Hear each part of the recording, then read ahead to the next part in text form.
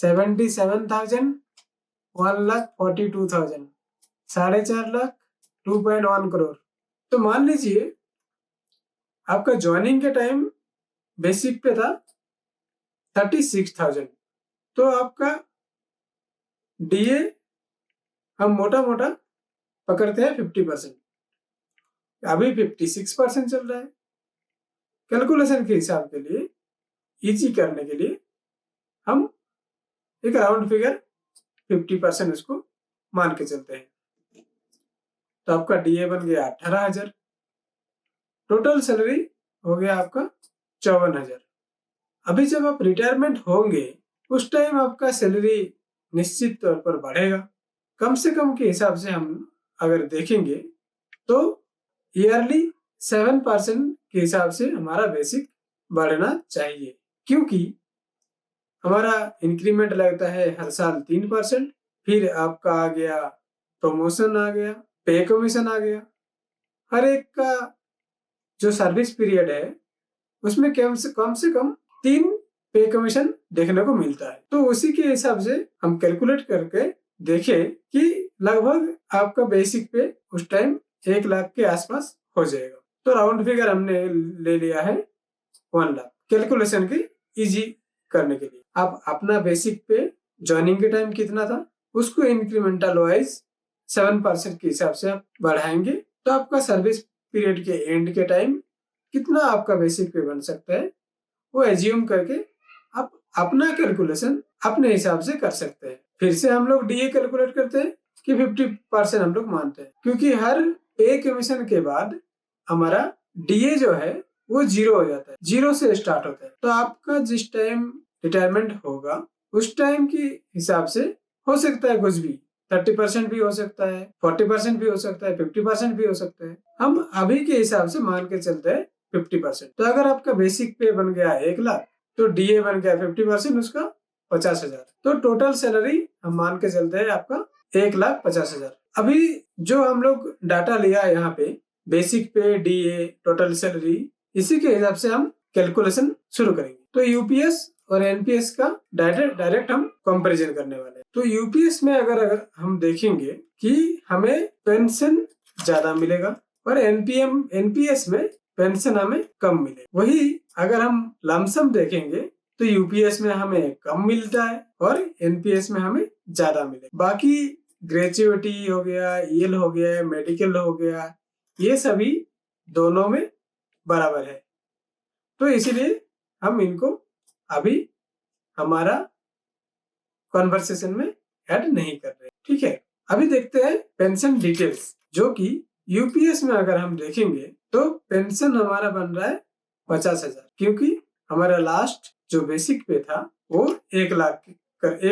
तो 1 लाख का अगर सीधा 50% हो जाएगा, जबकि गवर्नमेंट ने बोला है कि अगर आपका लास्ट जो बेसिक पे है 1 साल का लास्ट बेसिक पे का एवरेज किया जाए तो कम से कम आपका लास्ट जो बेसिक पे है उसी के आसपास आपका बेसिक पे बनेगा। कम ही बन सकता है, ज्यादा नहीं बनेगा। तो हम पकड़ के चलते हैं 1 लाख, तो उसका आप सीधा 50% अगर निकालोगे तो 50,000 हो रहा है। उसका डीए सेम हम लोग पकड़ते हैं 50%, तो आपका बन जाएगा डीए 25,000। तो टोटल पेंशन आपका बन रहा है 75,000। ठीक है, अभी हम सेम सिचुएशन अगर एनपीएस में देखेंगे तो एनपीएस में ऐसा कोई रूल नहीं है कि आपका बेसिक पे का 50% मिलेगा। उसमें आपका कंट्रीब्यूशन का 40% जो रहेगा उसको आप एन्युइटी में डालेंगे। उस एन्युइटी के हिसाब से आपका जो भी रिटर्न बनेगा उसी को पेंशन के रूप में आपको दिया जाए। उसको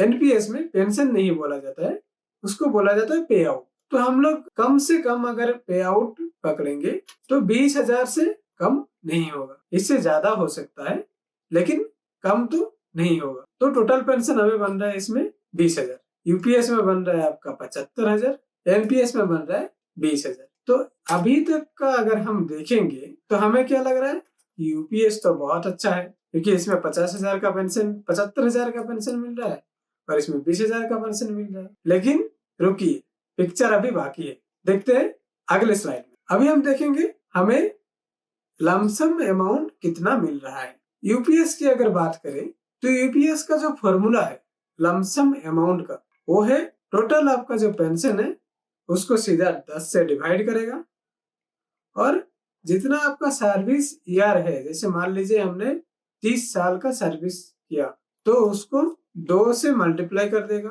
क्योंकि हर 6 महीने का एक माना जाता है, तो 2 से मल्टीप्लाई कर देगा। तो मान लीजिए आप 30 इयर्स का सर्विस है, तो उसको मल्टीप्लाई कर दीजिए 2, तो आपका बन जाता है 60। तो total pension divided by 10 into 60, total pension बन गया आपका 75,000 डिवाइडेड बाय 10 इंटू 60, 30 साल का 30 इंटू 2 60। तो ये कैलकुलेशन अगर आप निकालेंगे तो आपका बन रहा है 4.5 लाख के आसपास। तो आपको यूपीएस के तहत लमसम अमाउंट 4.5 लाख मिल रहा है। अभी हम लोग क्या देखें कि आपको 75,000 का पेंशन मिल रहा है, हर मंथ डीए का बेनिफिट मिल रहा है, जो कि रिटायरमेंट के बाद डीआर बन जाता है, और 4.5 लाख का लमसम अमाउंट भी मिल रहा है। ठीक है, अभी देखते हैं नेक्स्ट स्लाइड में। अभी एनपीएस में कितना मिलेगा वो हम थोड़ी देर बाद डिस्कस करेंगे, वीडियो में बने रहिए। अभी हम देखेंगे कि हम कंट्रीब्यूट कितना कर रहा है सरकार को। हमारा जो भी स्कीम चूज करे, यूपीएस हो चाहे एनपीएस हो, हमें तो कंट्रीब्यूशन देना है, क्योंकि ये ओपीएस नहीं है जो बिना कंट्रीब्यूशन को आपको पेंशन मिल सकता है। या तो आप यूपीएस चूज करो, नहीं तो एनपीएस चूज करो। ओपीएस जब आएगा तब हम देखेंगे, अभी तो फिलहाल आपको कंट्रीब्यूशन करना पड़ेगा। तो ओपीएस की अगर बात करें तो ओपीएस में एम्प्लॉई का जो कंट्रीब्यूशन रहता है वो 10% रहता है, और गवर्नमेंट का जो कंट्रीब्यूशन रहता है वो 18% है। तो टोटल आपका बन जाता है 10 प्लस 18 28% टोटल कंट्रीब्यूशन। अगर हम देखेंगे 10% एम्प्लॉय कंट्रीब्यूशन, तो एवरेज हम लोग लेते हैं 10,200 रुपए। ये 10,200 रुपए कैसे आया अगर आप बोलेंगे, तो आपका स्टार्टिंग का जो कंट्रीब्यूशन है और एंड का जो कंट्रीब्यूशन है, उसको दोनों को 2 से डिवाइड करके और हम एक एवरेज कंट्रीब्यूशन दिया है, जो कि 10,200 रुपए के आसपास आ रहा है। वही अगर आप देखेंगे गवर्नमेंट कंट्रीब्यूशन 18%, 18.5%, तो सेम फॉर्मूला से हम लोग इसको एवरेज किया 18,870 रुपए, 18,870 रुपीज। तो टोटल आपका मंथली जो कंट्रीब्यूशन हो रहा है दोनों मिला के 29,070 रुपीज। वही अगर हम एनपीएस की बात करें तो एनपीएस में क्या बन रहा है आपका 10% सेम ही बनेगा, जो यहाँ पे 10,200 था, क्योंकि बेसिक आपका जो बेसिक सैलरी है वो रिटायरमेंट का टाइम तो सेम ही हो रहा है, चाहे आप यूपीएस चूज करो या फिर एनपीएस चूज करो, आपका तो बेसिक बढ़ने वाला नहीं है या घटने वाला नहीं है। तो आपका एम्प्लॉय का जो 10% वो सेम ही रहेगा, जो कि है 10,200 रुपीज। गवर्नमेंट का जो कंट्रीब्यूशन है इसमें दे रहा है 18.5%, 18.5%, जबकि एनपीएस में ऐसा नहीं, एनपीएस में ओनली 14% आप गवर्नमेंट का जो कंट्रीब्यूशन है वो मिलता है। तो हम लोग 14% अगर देखेंगे आपका उस टाइम का बेसिक का, तो वही सेम एवरेज का फॉर्मूला जो आपको बताया मैं यहाँ पे, सेम फॉर्मूला लगा के हमारा बन रहा है 14,280 रुपीज। अभी अपना खुद का जो कंट्रीब्यूशन है उसका एवरेज आप खुद भी निकाल सकते, और इसी कैलकुलेशन में आप जोड़ के अपना कैलकुलेशन निकाल सकते। तो मैंने जो फिगर लिया वो एग्जैक्ट फिगर नहीं है, एक्सपेक्टेड फिगर है। आप अपना एग्जैक्ट फिगर यहाँ पे लगाइए और सेम कैलकुलेशन अपना कॉपी पेन लेके आप निकाल सकते हैं। तो आपका एनपीएस में जो टोटल कंट्रीब्यूशन हो रहा है वो 24,480 रुपीज बन रहा है। ओके, यहाँ तक क्लियर है। यूपीएस में आपका टोटल कंट्रीब्यूशन बन रहा है 29,070 रुपीज, एनपीएस में बन रहा है 24,500 रुपीज के आसपास। यहाँ पर भी बाजी मार गया आपका यूपीएस में कंट्रीब्यूशन ज्यादा हो रहा है और एनपीएस में कंट्रीब्यूशन कम हो रहा है। देखते हैं अगली स्लाइड पर। तो आपका यहाँ पे मैंने जो बताया ये मंथली के हिसाब से बताया। Okay, clear. अभी हम देखेंगे आपका पूरा सर्विस पीरियड में आपका कंट्रीब्यूशन कितना बन रहा है, वो हम देखेंगे। Total contribution of your service. तो अगर आप देखेंगे एम्प्लॉय का contribution over the period of 30 years, क्योंकि हम एज्यूम कर रहे हैं आपका सर्विस पीरियड जो है वो 30 इयर्स का है। तो एम्प्लॉय कंट्रीब्यूशन अगर आप देखेंगे तो आपका लास्ट स्लाइड में हमने बताया था कि 10,200 rupees per month, year of service period 30 years, 12 month of per year. तो कैलकुलेशन आप देखेंगे 10,200 रुपीज 12 मंथ मल्टीप्लाई बाई 30, जो फिगर निकल के आ रहा है वो आ रहा है 36,72,000 ये आपका कंट्रीब्यूशन है आपका पूरा सर्विस पीरियड में। अभी एनपीएस में अगर आप देखेंगे तो गवर्नमेंट का जो कंट्रीब्यूशन है वो है 14,280 rupees. Same 12 month 30 years 51,40,800 rupees. तो आपका कंट्रीब्यूशन हो गया 36 लाख, गवर्नमेंट का कंट्रीब्यूशन हो गया 51,000। जो कि अगर आप एनपीएस चूज करेंगे तो, अगर यूपीएस में आप है, अगर आप यूपीएस चूज करते हैं तो यूपीएस में जो 18% गवर्नमेंट का कंट्रीब्यूशन है उसको आप यूज नहीं कर सकते वैसे भी, तो इसीलिए हमने यहाँ पे कैलकुलेट नहीं किया, वो देखेंगे बाद में।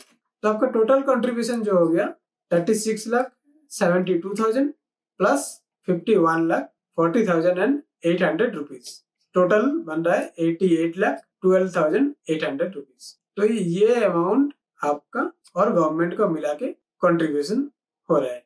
अभी हम देखेंगे कि विथड्रॉ कितना हम कर सकते हैं, एनपीएस में कितना विथड्रॉल कर सकते हैं और यूपीएस में कितना विथड्रॉल कर सकते हैं, कितना परसेंट विथड्रॉल कर सकते हैं, कितना अमाउंट विथड्रॉल कर सकते हैं, ये सभी हम देखेंगे। अगर आप यूपीएस में है तो 60% आप विथड्रॉ कर सकते हो, तो इसका अमाउंट आप फिगर देखेंगे 22,03,200 रुपीज बनती हुई दिख रहा है, ठीक है।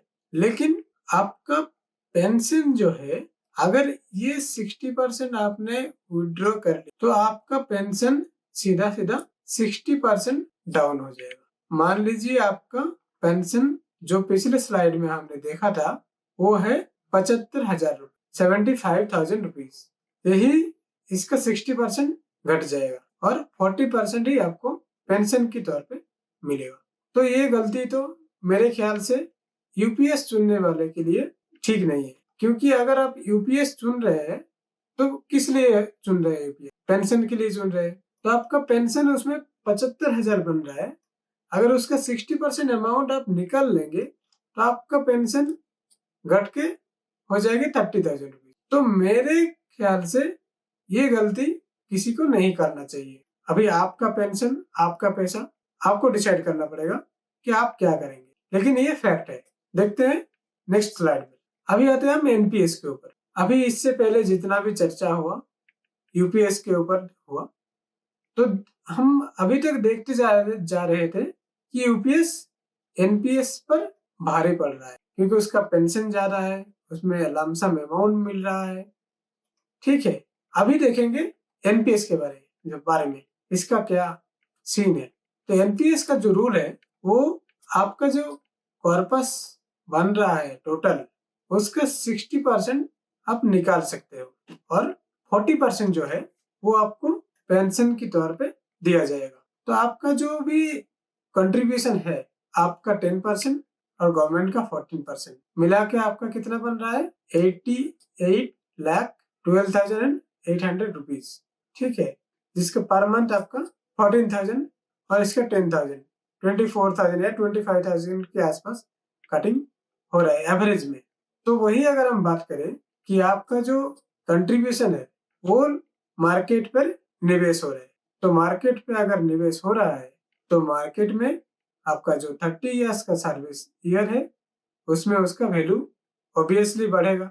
तो उसके लिए आप सीधा सा एनपीएस का जो कैलकुलेटर है उसको यूज कर सकते हैं या नॉर्मल एसआईपी जो कैलकुलेटर है उसको भी यूज कर सकते हैं। तो इसके लिए हम देखेंगे कि अगर आपने सोचा कि हमें एनपीएस में कम से कम रिटर्न मिल सकता है क्योंकि इसका कोई सर्टेनिटी नहीं है, उस टाइम पे इकोनॉमी कैसा रहेगा, मार्केट कैसा बिहेव करेगा, उसके ऊपर डिपेंड है। तो मान लीजिए आप कम से कम 8% का इंटरेस्ट रेट अगर आपको मिले तो आपका जो कंट्रीब्यूशन है 25,000 के आसपास पर मंथ, वो कैलकुलेट करके हमें बन रहा है, दिख रहा है कितना कि 3.5 करोड़ रुपीस। लेकिन आप 3.5 करोड़ रुपीस नहीं निकाल सकते हैं। आप कितना निकाल सकते हैं एनपीएस में ओनली 60% ऑफ 3.5 करोड़ रुपीस निकाल सकते हैं। बाकी का जो 40% है उसको आपको एन्युइटी चूज करना पड़ेगा। उसके हिसाब से आपको कम से कम एक अमाउंट पे आउट की तरफ पर या पेंशन भी बोल सकते आपको दिया जाएगा पर मंथ। तो आपको 60% जो हो रहा है 3.5 करोड़ का वो हो रहे 2.1 करोड़। ये राउंड फिगर के हिसाब से है।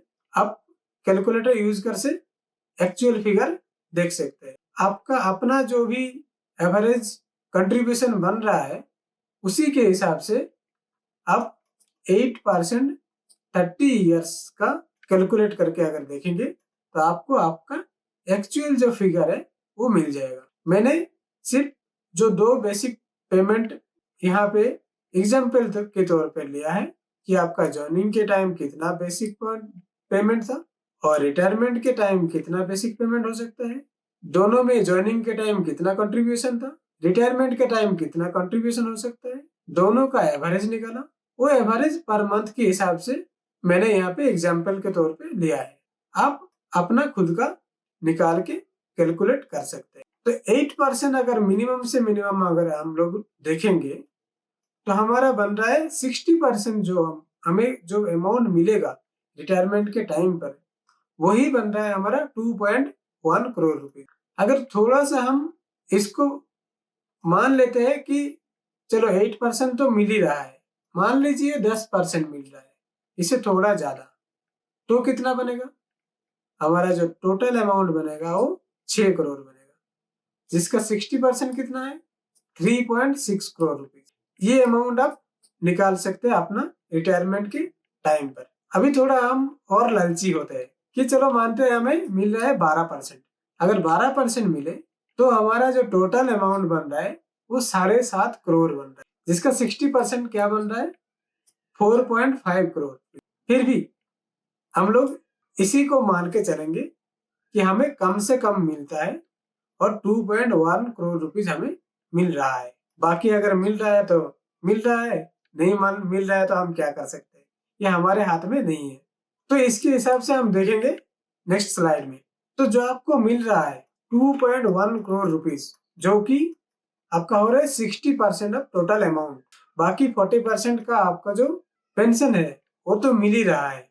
जो पहले स्लाइड में मैंने बताया था कि मान लीजिए आपको पेंशन मिल रहा है 20,000 रुपीज ओनली, तो इसका जो 3.3 करोड़ बन रहा है 3.5 करोड़ बन रहा है उसका 60% आपको दे दिया 2.1 करोड़। जो 40% बचा है उसका आपको पे आउट दे रहा है। तो मान लीजिए कि आपको कम से कम 20,000 तो मिलेगा, इससे कम मुझे नहीं लगता कि मिलेगा। तो मान लेते हैं हम लोग 20,000 ही मिल रहा है, उससे ज्यादा हम नहीं देख रहे। तो इसके हिसाब से हम देखेंगे कि जो अमाउंट आपको मिला 2.1 करोड़ रुपीज 60%, उसको क्या करना है, आपको कुछ नहीं करना है, सीधा बैंक में जाके डिपॉजिट कर देना है और उसका MIS करवा लेना है। जिससे क्या होगा, आपका जो ये अमाउंट है इसका MIS का जो परसेंटेज है वो लगभग 7% है पर ईयर।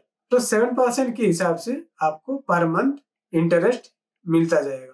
क्योंकि अगर उस टाइम देखेंगे आपको AL का पैसा मिल रहा है, ग्रेजुएटी का पैसा मिल रहा है, मेडिकल का पैसा मिल रहा है, उसके अलावा जो एक्स्ट्रा मिल रहा है वो 2.1 करोड़ रुपीज। क्योंकि यूपीएस में अगर आप देखेंगे तो आपको मिल रहा है कितना 4.5 लाख। ठीक है, तो अगर आप चाहे तो इससे 4.5 लाख निकाल लेना और बाकी का MIS करवा देना। ठीक है, तो अगर आप बैंक में MIS करवाते हैं तो 7% के हिसाब से अगर आप देखेंगे तो आपका ईयरली जो इनकम होगा वो कितना होगा 14 लाख रुपए, 14,70,000 रुपीज पर ईयर।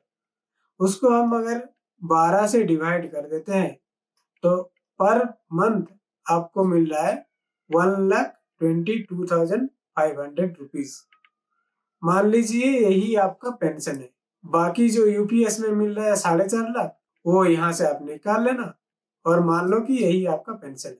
तो यूपीएस में कितना आपको पेंशन मिल रहा था 75,000। एनपीएस में कितना पेंशन मिल रहा है 1,22,000, 1,20,000। और 40% जो अमाउंट आपने एन्युइटी चूज किया उसके तहत आपको एक्स्ट्रा मिल रहा है और 20,000। तो दोनों को अगर जोड़ेंगे तो 1,42,000 रुपीज। ईपीएस में कितना मिला? 75,000। एनपीएस में कितना मिला? 1,42,000 रुपीज। यानी एनपीएस में आपको बड़ी लमसम और अच्छी मंथली इनकम मिलने की संभावना दिख रही है इस स्लाइड के हिसाब से। तो हम आते हैं अभी कंक्लूजन में, फाइनल कंपैरिजन। पैसा कितना मिलेगा? यूपीएस में कितना मिल रहा है आपको? 75,000 रुपए। लमसम कितना मिल रहा है? 4.5 लाख रुपए। इंटरेस्ट कितना मिल रहा है? अब अगर ये 4.5 लाख रुपए बैंक में एमआईएस करते हैं तो आपको मंथली मिलेगा 2,625 रुपए। काफी है। तो टोटल कितना बन गया आपका? 75,000 और 2,625 रुपए, 77,625 रुपए, 77,625 रुपीज और लमसम 4.5 लाख रुपए। याद रखिए। अभी देखते हैं एनपीएस में पेंशन कितना मिल रहा है। जो आपने 40% का एन्युइटी चूज किया 20,000, जबकि इससे ज्यादा मिलने का संभावनाएं है। मैंने कम से कम लिया है। लमसम कितना मिला? 2.1 करोड़ रुपीज, जो कि 8% के हिसाब से है। 10% भी मिल सकता है, 12% भी मिल सकता है। वो ऊपर के स्लाइड में देख लेना कितना मिल रहा है आपको। अभी इंटरेस्ट कितना मिल रहा है 2.1 करोड़ का? Monthly 1,22,000 rupees. टोटल कितना बना? 1,42,500 रुपीज। 77,000, 1,42,000, 4.5 लाख, 2.1 करोड़। हालांकि इसमें आप 60% निकाल सकते हैं यूपीएस में, लेकिन निकालेंगे तो आपका पेंशन कितना बन जाएगा? 30,000 प्लस 2,000, 32,000। अभी इसका जो पैसा बचा है आपके पास, जिसका 60% कम से कम बन रहा है 22 लाख। 100% जो भी बन रहा है 22 लाख ही मान लेते हैं। इसको आप अभी कभी निकाल नहीं सकते हैं। अगर निकालेंगे तो आपका पेंशन कम हो जाएगा। आपका जिंदगी, आपका वाइफ का लाइफ, उसके बाद कोई पैसा नहीं। यूपीएस खत्म, टाटा बाय बाय। एनपीएस में आपका लाइफ पर मंथ 1,42,000 रुपीज, आपका वाइफ का लाइफ पर मंथ 1,42,000 रुपीज। इसी को कंटिन्यू करेंगे, आपका बच्चे को मिलेगा 1,22,000 रुपीज पर मंथ। कब तक मिलेगा? जब तक वो पैसा नहीं निकाल रहा है। अगर चाहे तो 2 करोड़ निकाल सकते हैं, तो बेनिफिट सीधा 2 करोड़। हालांकि इसमें यूपीएस में है आपका डीआर ऐड हो रहा है। ठीक है, कितना डीआर ऐड होगा आप कैलकुलेशन करके निकाल लीजिए। तो यूपीएस हम देखते हैं, फिक्स्ड और एश्योर पेंशन मिल रहा है आपको। यूपीएस में क्या मिला? Fixed pension, assure pension. NPS में लॉन्ग टर्म वेल्थ, लेकिन कोई गारंटी नहीं, फ्लेक्सिबिलिटी है। अभी देखिए दोस्तों, डिसीजन आपको खुद को लेना है। लास्ट डेट है 30 जून, 30 तारीख है लास्ट डेट। उससे पहले आपको चूज करना है अगर आप यूपीएस लेना चाहते हैं तो ये था कुछ कैलकुलेशन जो मैंने आपको दिखाया।